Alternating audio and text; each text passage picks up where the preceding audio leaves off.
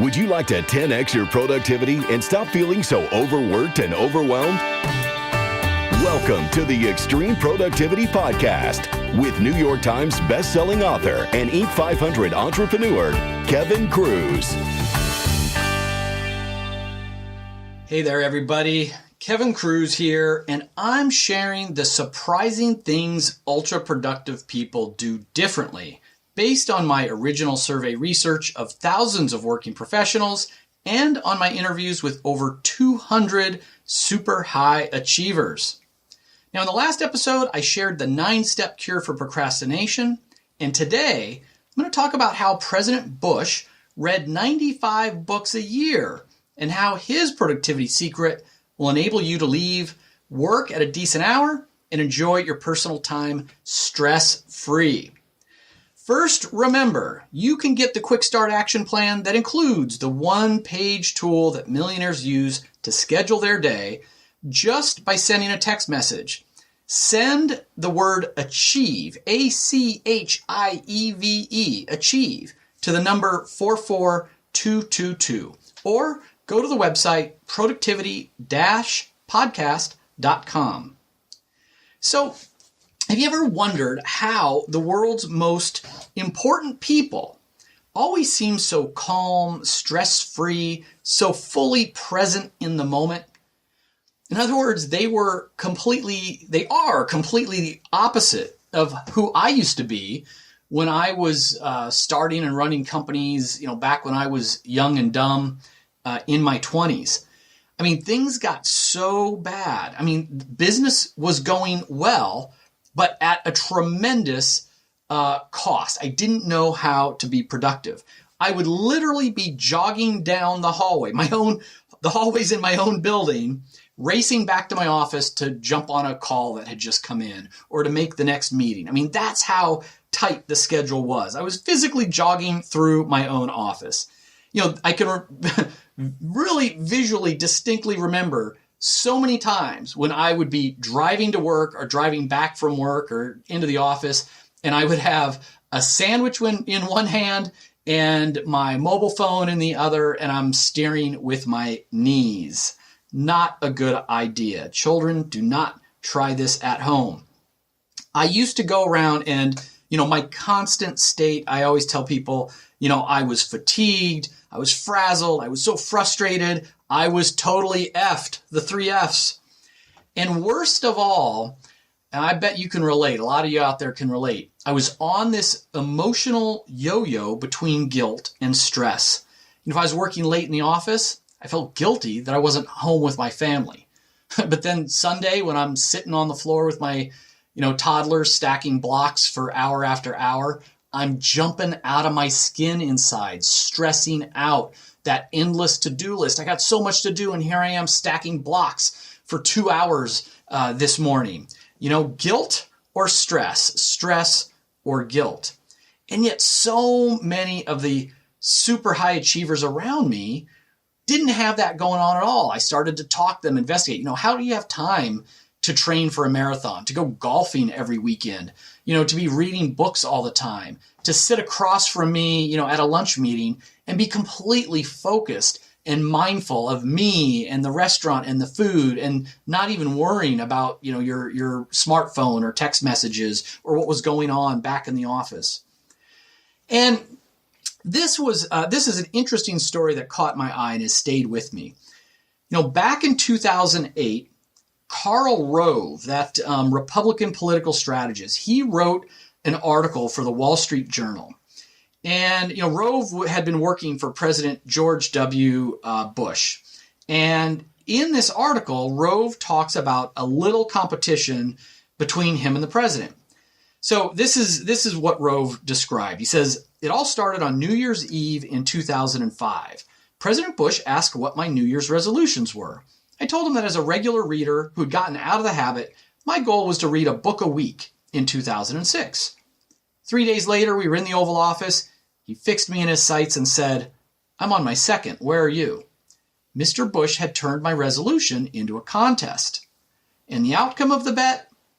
At the year's end, I defeated the president 110 books to 95.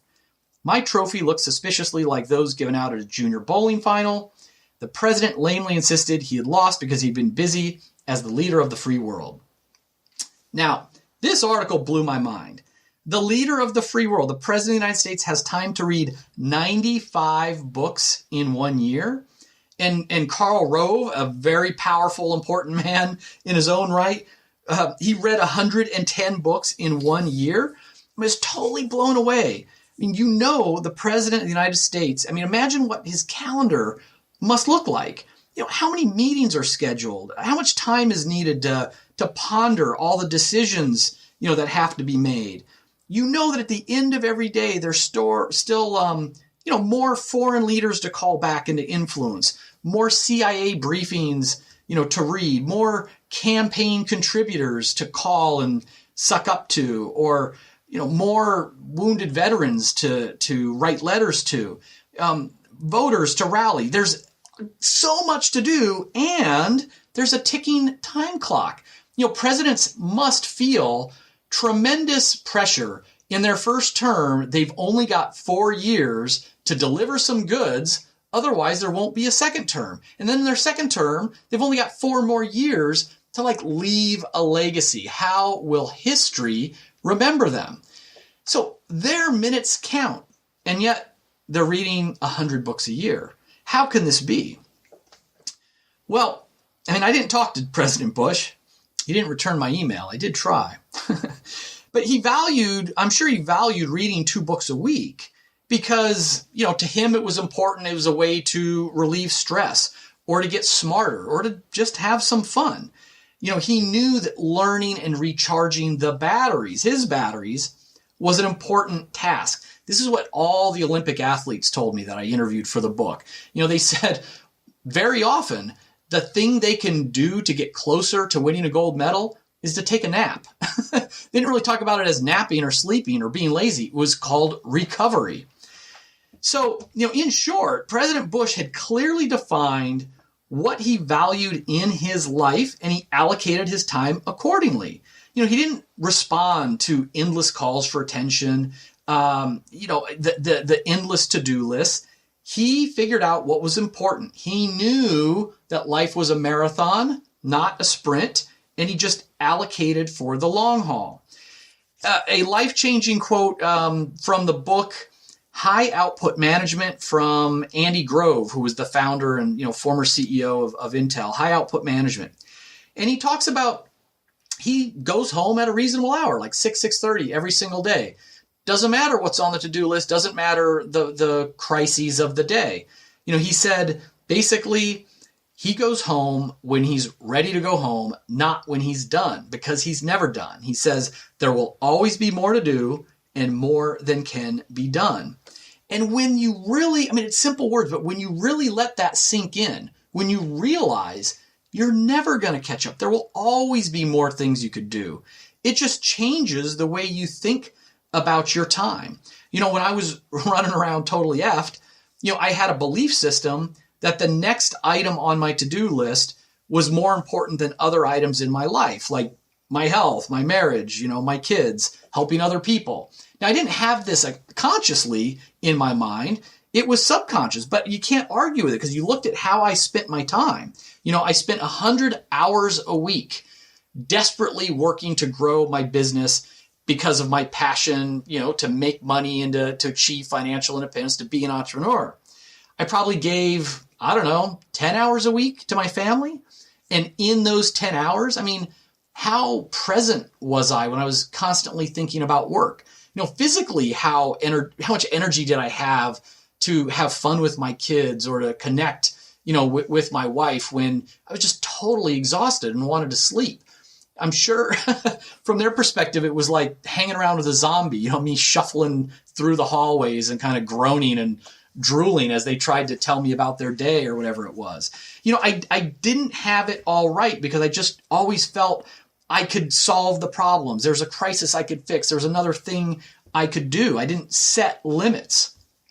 And listen, I know now a lot of self-made millionaires, guys who started and then sold their companies or went public or whatever, And on the outside, they all look great, with their $100,000 sports cars and racehorses, or they collect art, or they have articles written about their success in the business magazines.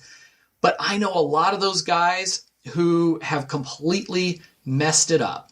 My friend Alan, who had a heart attack in his 40s, and his doctor said, here's the number one thing that you need to do to not die. Stop eating pizza. And that stinks because I really like pizza. He had to completely change. He almost died, may die young from another heart attack, and completely had to change, his lifestyle. Tony has a teenage son who's a phenomenal young man, and his son doesn't speak to him anymore. That's his relationship with his son. Ned blew up his marriage to the point where his grown daughter didn't even let him come to her wedding. He wasn't even invited to his own daughter's wedding. I've got 2 teenage daughters. I cannot imagine the pain of being disowned by them, not being able to walk them down the aisle. I can think of almost nothing worse. You can never catch up. You can never get it all done. There will always be another crisis, another fire. Life is a marathon. Life needs to be balanced. The solution, the takeaway from President Bush reading, 95 books a year, is that you need to think about and identify, what do you value in your life, recognizing that life is a marathon, and then allocate your minutes, your 1440 a day, to those areas. You might value your health, not just because people say you should, but it's going to give you more energy. You're going to think and perform better. You're going to take fewer sick days. And yes, hopefully you'll live longer. You might value time with your family because, you feel happy when you feel connected to people. You feel good giving love and guidance to your kids. And we need our families when we get low in times of crisis. We need our families to celebrate with. Why are we doing all this if we can't celebrate and enjoy it along the way? You know what? For those of you who think, I'll connect with my kids when they're not toddlers, when they're older, when they can speak more like adults. Believe me, if you're trying to connect with your kids for the first time when they're teenagers, ain't going to work. Figure you'll connect with them when they're adults and you're retired. It's too late. They've connected with other people in their life. Connections take time. You might value hobbies, golf, scrapbooking, reading, whatever it is, because that helps you to recharge. It's okay to have fun. And listen, there's no judgment here. If you truly value business and financial success, and, maybe you're not married, maybe you don't have kids, maybe you're not, maybe you're an introvert and you don't have a lot of friends, and you get charged up by your mission, your passion, which is your business. Good, but just be intentional about it. I was not intentional. I was working 100 hours a week, and it felt like I was running from a freaking grizzly bear, nonstop for 5 years. Be intentional about what you value in your life. Realize that it's a marathon, and then allocate your time accordingly. This year, I'm going to read at least 52 books. How about you? All right, that's another episode of the Extreme Productivity Podcast. If you want to instantly download the one-page planning tool that millionaires use to schedule their day, you know what to do. Just text the word ACHIEVE to 44222. Listen in to the next episode where I'm going to reveal Richard Branson's #1 tool for success. He said he would not have been able to build the $1 billion Virgin Group without this tool, which actually costs just a couple of bucks. So tune back in and I will let you know what his secret to success is. Until then, remember, master your minutes to master your life.